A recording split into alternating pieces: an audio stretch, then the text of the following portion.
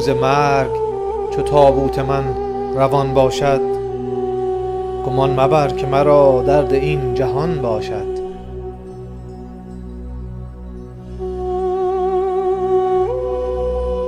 برای من مگری و مگو دریغ دریغ، به دوغ دیو در افتی دریغ آن باشد.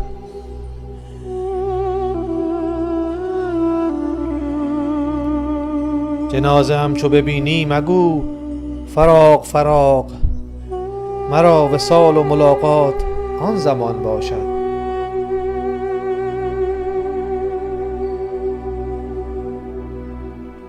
مرا به گور سپاری مگو وداع وداع، که گور پرده جمعیت جنان باشد.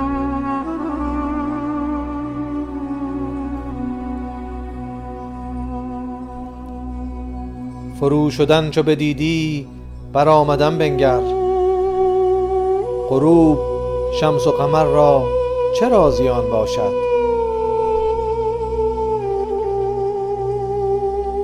تو را غروب نماید ولی شروق بود، لحد چو حبس نماید خلاص جان باشد.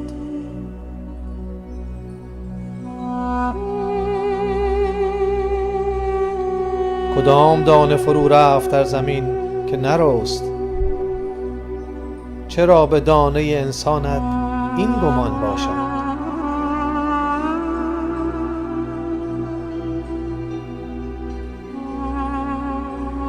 کدام دلو فرو رفت و پر برون نامد، ز چاه یوسف جان را چرا فغان باشد.